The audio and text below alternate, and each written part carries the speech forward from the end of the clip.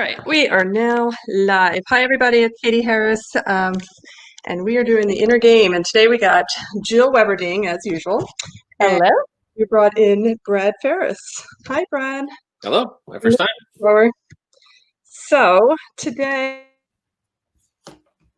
we brought Brad about inner game and mindset and what you need to do. And Brad and I had a really great conversation, and I wanted to introduce him to Jill and all of you guys about what he calls transactional conversations. Brad, why don't you give us like a 2-second overview of you, and then let's talk about transactional conversations. Yeah. So registered nurse, not unlike probably a lot of individuals viewing. Spent 10 years at the bedside doing clinical practice. Thought that I was doing amazing patient care all of the time because that's what the organizations told us we were doing. Had the opportunity to go and do my practice in private practices and realized there was this whole other world of conversations that we were not having inside institutions with our patients. And even when I went back to working at the bedside inside of a hospital, I really felt like I was on a different planet, that the conversations I was having out in private practice should have been happening inside institutions. And there was really this culture shock for me of coming back to it of why is not everyone having this type of conversation with their patient? And ultimately, my wife was like, you're not happy, go and do this for your career. And that's where we started our marketing agency. Awesome. All right, so tell us a little bit about transactional conversations in everyday clinic life and why they're not helping businesses. So I'll give a perfect example. I would challenge any of us to do this tomorrow. It's certainly something that you probably don't even recognize it, but it happens. Pick a dentist, pick a chiropractor, pick anybody out of the phone book that you want to, and just call them up. You're not a patient, just call them up and express that you're a new interested patient in their services, and count how many seconds it takes until they ask you the question, what's your insurance? And no, honestly, it's a really humbling experience for each of us, because we have to recognize that that's a transactional conversation. It's not about, hi, how are you? It's not about, how can I help you? It's not about the services that we're excellent at doing and what we excel at in terms of patient care.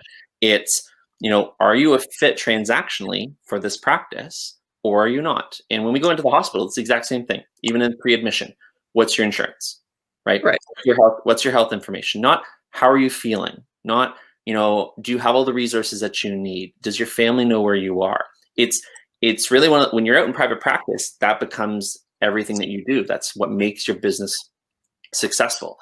Inside our large healthcare institutions, we've gotten really lazy and we're really bad at customer care. And that translates directly to our patient care. Yeah, it's kind of like, hi, how much of my time are you going to waste before I figure out if I need to direct you somewhere else? Yeah. And unfortunately, that does bleed very much into how, as healthcare professionals, we develop our conversations with our patients. And we have to be cognizant of, even if that conversation is away at an administrative level, we then see that patient next and often go right into transactions. What are your symptoms? What's your history? What are your medications? Not again, hi, how are you? How can I help you today? What's the struggle that you need me to address? I'm going to do my assessment. I can do my ABCs just by looking at you, but I need to treat you as a real person. All right. Yeah, and we even teach our nursing students and nurse practitioner students, the patient oftentimes will go kind of like off the rails and start talking about stuff that's irrelevant, and you got to bring them back to the symptoms and bring them back to exactly what you're talking about, and it carries over into private practice, it carries over into our businesses and our just everyday lives. Jill, what do you think of that? Absolutely. Ironically, I recorded a video about transactional care, which is what I think, we're in a transactional care system, healthcare system right now.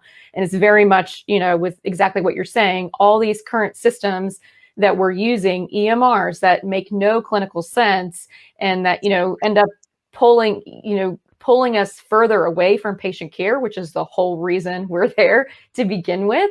It is about the bottom line. It's about productivity ratios and staffing ratios. And, it's all about, it's become a game of accounting, whether you're in the hospital or outpatient clinic. And that by nature is accounting. And that is not health and wellness, which is what we're supposed to be in the business of. Right. And that was, kind of the feature. And I didn't have the words, I think, when I first started Nursepreneurs to say, this is what I want nurses to do, is to have these more, like Brad calls them, empathetic or therapeutic conversations with the clients. And I'm not talking about like hospital patients. I'm talking about nurses in business helping people that are clients and helping them in a very warm, therapeutic way, and not okay, how many pounds do you want to lose, and blah blah blah blah, and go through that checklist of things that you're going to do. And it differentiates us as nurses to do something like that. Absolutely. I mean, I think, Brad, I love your example of just like for once, sit on the other side of the table. Like, just first thing first, pick up the phone and you be the patient for once and hear what that sounds like. Because I think, we are, in the day-to-day grind and asking the list of questions on their, admission history, or, automatically asking everybody, are they a DNR? Do they have, a living will? And like, I'm in the world of oncology. So when you say that to a cancer patient, they're like, what do you know? Like, do you know? What do you mean? Like, and for somebody who's not seriously ill, they have the same, kind of visceral reaction. Like, why would I need that? Is there something, do you think I'm really sick? Versus, oh, we ask that of everybody, but we don't have the conversation of, now I'm going to ask you some questions. This is really important to make sure that you always have your wishes carried out. Do you have you gone through this process, versus do you checklist. Yeah, absolutely. So Brad, what are some of the things that you're teaching in terms of how we don't be so transactional? Honestly, it's using our strengths and getting back to who we are as nurses, right? So we're exceptionally trusted, we're exceptionally respected. And when we put our first foot forward on that transactional sense, we're almost losing the patient's interest right away. So I was kind of sharing with Catie, even on a sales approach, when I teach my sales team to go out and I teach them exactly as I would do it as a nurse, which is ask the important questions, use your emotional intelligence, disarm that individual from thinking this is a transactional conversation, and really get into the mode of, what is it that I can do that can help you today? Are you interested in this help? What's holding you back from doing the things that you want to do? They're all very important clinical questions. We're experts at asking these questions, but we don't do them when we take our scrubs off or when we take our ID badge off, right? We get right back into the same mode as everybody else. And what I'm trying to teach a lot of my team to do is, no, this is a strength every day, 24/7, live, breathe, have that identity that as a nurse, you have this really unique skill set that helps you create relationships with endless numbers of people. Yeah, and Jill, I mean, how many times have we worked with our nurses and they'll say, they hate sales, and really sales is asking somebody how they're doing Yeah. and, finding a solution for them that would help them. I mean, that's sales. Absolutely. I'm always like, oh, good. I don't like sales either. I'm not in the business of sales. I'm the business of helping others. And there will be some people who need my help and other people who won't. And I'm happy to serve those who need it. And I'm going to, put it out there to make sure that those who do need it know that I'm available, right? And that I have the skill set to give them a solution. Yeah, I think, from a mindset perspective, we kind of think of sales as a way to get something from somebody as opposed to give somebody something that they need. And that's definitely a mindset shift that, we need to address. Well, my mindset, if I can interject, is everybody's in sales. We're trying to convince our patients all the time to follow the treatment plan, to take the medications, to give us the information we need on the assessment, right? It's just, again, it's a mindset shift of, I'm not having a transactional conversation with somebody. I'm having an investment conversation in their health or in my business or in the products and services that I'm trying to promote in my nursing business. There's nothing wrong with sales. If anything, you should embrace it. because again, we're very influential in the engagements and the interactions and relationships that we have. Use that as an asset rather than using it as a liability. Absolutely. That's a great perspective. Yeah, I love it. Yeah, no, I love that too, because it's something that we need to help the nurses change that mindset, that they're, because I think like when you get money, there's that kind of mindset, mastery over money as well. Like you feel like you've taken something from somebody as opposed to given them something. But I think when you approach sales and business in a way that you're really helping them, and if you use this more empathetic, therapeutic approach to helping them, you can feel good about yourself and feel good about what you've done. And Jill, I think that's why we always tell the students and our nurses that they need to be in something that they love to do, because Right. we're not trying to hawk products, we're not trying to hack services or whatever it is that, we associate business with. We're genuinely trying to help. Right. And maybe that is exactly, Brad, what you were saying about the mindset shift of everything is sales versus we view sales as car salesman sales, right? As like stereotypical. No offense to car salesmen. Slimy, no offense. I'm so sorry. I don't mean to offend, but this negative stereotype of you're taking advantage of, there's always a winner and a loser versus a mutual win, right? In the relationship that you're building, right? One of the most powerful things I've taught my team on sales is we don't answer the question on price anymore. We don't even use the term price. We term it as an investment. So if someone says, what's the price? We say the investment for the following outcome is the following. And again, it's being mindful of price is a transaction. An investment is what are you providing to me that I'm providing in return? It's reciprocal, right? And again, it's when it gets back into nursing, you can see everything that I do takes on that persona of the nurse because that's where we're best suited. That's what we're excellent at doing, is being nurses. Yeah.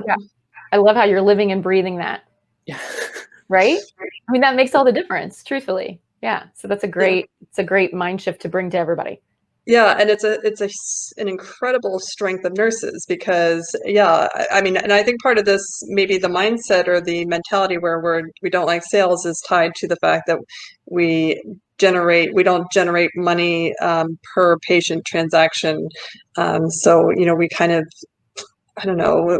For ourselves. Yeah. I mean, we obviously get a salary to work because we need to eat, but it's that same kind of concept in business. But now you are taking money from somebody, but it is an investment, and it's not only an investment that you can make if that money's coming in, and you can meet Maslow's hierarchy of needs, right? So you do have to accept the money and know that what you're doing is worth what you're being given. And a big struggle is, I mean, inside institutions, we are crushed on the value perspective, right? We very much feel devalued on the work that we do. And out in the entrepreneurial side, that's a hard when you're suppressed for so long, it's really hard to suddenly think to yourself, I am worth it. My services are worth it. My products that I'm providing are worth it, because everyone has told you that your overtime didn't matter, right? That the excellent care that you did, right? We have all these people in leadership positions that are not clinical individuals. They're not even regulated healthcare professional, and they're providing us reviews on what we should be doing or not doing, not knowing the first thing about clinical matters. And all of that, whether it's a 2-year period or a 20-year period, it really does push us down, and it kind of cracks our confidence. And when I'm talking to people all the time, I'm like, no, like you have more skills than most salespeople have. You're just not utilizing them effectively. Oh, I love that. Yeah, we did. We've got a group right now that we're working, on with nurses building courses, and that was a huge issue through the whole process of all these nurses who have been giving these services, this knowledge, these skills for free for, like you said, many of them for years, and doing it willingly and loving it. But now they're trying to transition and recognize that value and do it on their own terms outside of their organization. And they really are struggling with that mindset shift of, owning, and recognizing the value of what they do and the knowledge and experience that they have, right? So it is a big transition for a lot of nurses, at least in the beginning, for sure. Yeah, no, absolutely. Yeah. So, what else, Brad? What else? So I know one of the things that. What's that? We can talk all day. I know. Actually, one of the Jill and I was telling Jill about you after I had that conversation with you, and I said, what was really interesting about Brad is that Brad Hedge has created this AI, or this artificial intelligence, to help with the therapeutic conversations, and you didn't know any coding, you didn't know anything about AI. And I said to Jill, what I really liked about Brad is that he had the audacity to go figure it out and start a business on it. That was so like bold and brazen. And the question that I want to ask you, that's a little offbeat, but now that you're here, is like, why did you think that you could solve this problem and not just, wait for somebody else to come in and do it? Because you had to teach yourself everything. Yeah, but I think it's having, again, I came out of that weight, that crushing of an institution, never feeling like I was wrong, right? It's literally like a year tomorrow was the conversation I had with that old boss that was like, no, like there's not a market for this. Like, this doesn't make any sense. You're never going to be successful. And I remember coming home and looking at my wife and she's like, aren't you upset? And I'm like, no, like I feel free.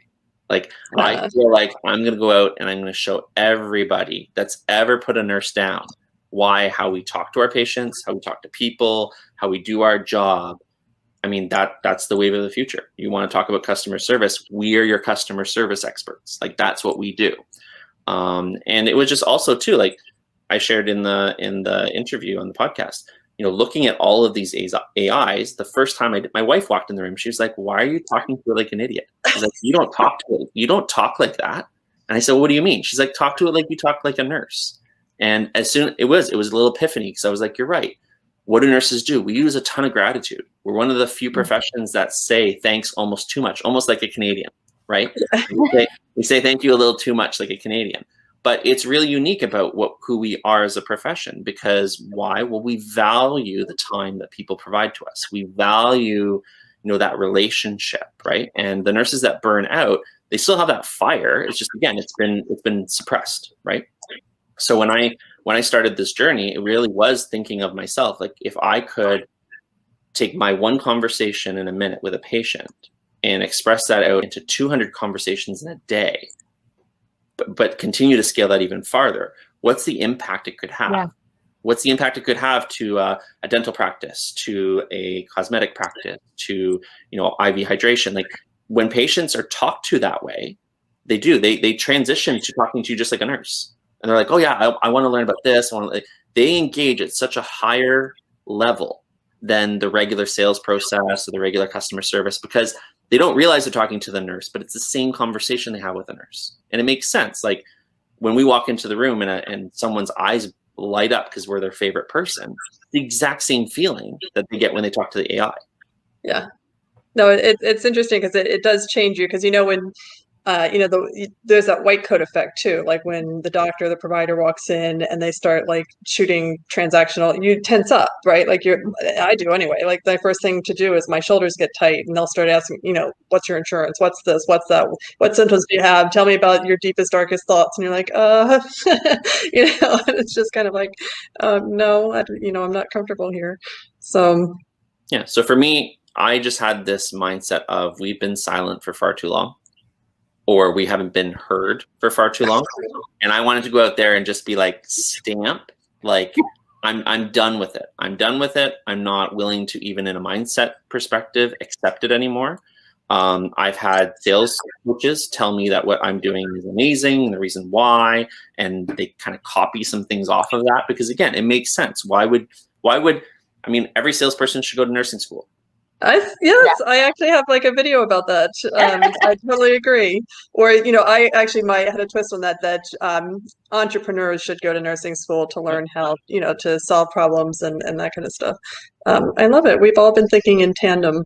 And Brad, I had a similar situation because I did feel the crushing weight of the hospital, but it did like knock me down quite a bit. And it took me years to really just kind of build myself back up and going through all kinds of mindset journeys and that kind of stuff, because it did, the weight of the hospital just for 20 years just being crushed. And the transactional conversations that we have, not just with our patients but with each other as well, like the higher medical hierarchy, and not feeling valued. It was just, yeah, I mean, wow. It's a lot, there's a lot to unpack there.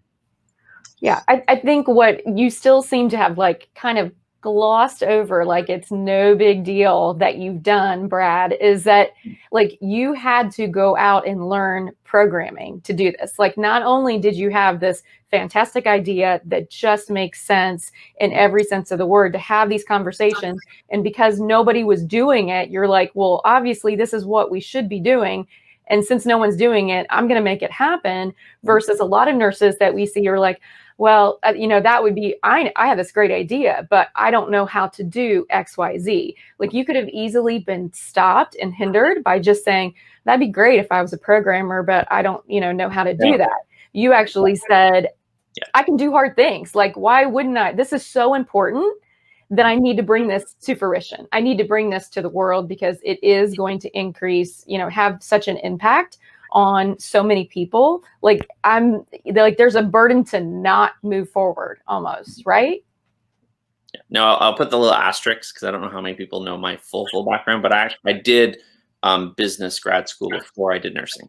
So the opportunity I had was a lot of the skills, a lot of the mindset I already had from business school, probably that kind of to a large degree shaped my ambition too. When I would walk into a hospital, I was already the outsider, right? Like I was a nurse, but I was already, this was my second career, right? This was something that, everyone was like, well, he's going to go and do leadership at some point. He's only here for a temporary period of time. And I ended up falling in love with the patients. But that struggle I'm sure lots of nurses could have done it, but I also am very mindful of, my experiences that I've had in business. It was a very logical step for me to take the day after I left that job of saying, okay, like this is what I'm going to go do. And if it's not successful, I understand there's a high chance that it's going to fail, but I don't fear failure. Right. I love that. And that's, this is the channel your Sarah Blakely. Like, if you haven't failed today, why did you get out of bed? Like, you're not pushing hard enough. Like, we're going to celebrate failure so much that it is, it's like a negative if you don't, as opposed to the opposite. So yeah. I love that. Yeah, and it's just about the experience that you have and, what else can I learn? And that was one of the things that was a driving force for me in Nursepreneurs, which actually started out as a blog. And I didn't know how to write, a blog. So, had to go learn that skill set. And then it was like, okay, well, now I don't know how to get this blog in front of the right people. And then I don't know how to do this and I don't know how to do that. And you just keep pushing and pushing and pushing. And, you get to a point where you just have learned so much. And now, Jill, when we talk to our group sometimes, I say things like everybody knows them, like, oh, you got to do this SEO or set up your email service provider and blah, blah, blah. And they're like, wait, what? They don't, yeah. So you take for granted that the skill set that you've learned. But that's the one thing that I love about business is just, it's such, there is no end to the learning. There is no end to what you could possibly learn. And you could just keep growing, which is one thing I didn't get in the hospital. Like every time I came to the hospiel and be like, well, let's do this. No, let's do that. No, stay in your lane. Don't.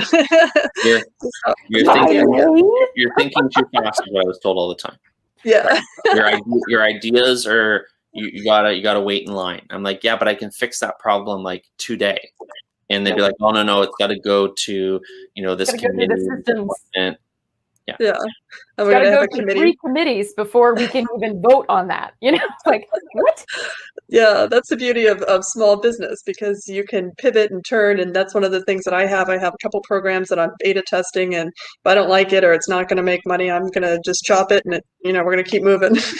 Move on. Onward. Move on. Yeah, right? Exactly.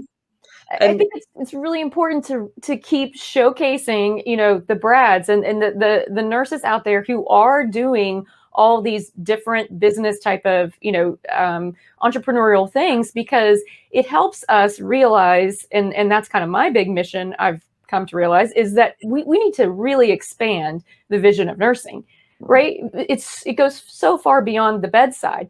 And you know, when you start actually taking your nursing skills and putting it in aligning with what your passion, what you really want to do, the impact you want to make, that's where the magic is, right? And so we've kind of we've shied away from being on stage and being in the spotlight. We haven't had, you know, some of these prominent leadership roles, and so, you know, that kind of it kind of reinforces that that's not our place to do that. But as we see more nurses who are stepping out and doing these kinds of things, creating amazing products and companies and, you know, changes in healthcare and how people are viewed, like that is really, I think, what becomes the aha for the profession of kind of raising all of us up to say, you know, nursing is everywhere. Like, I can't think of a more versatile career that you could pick and to work with every possible, you know, population or in any kind of, you know, venue that you want to, anything you dream, essentially, your nursing skills will fit right into that. Right.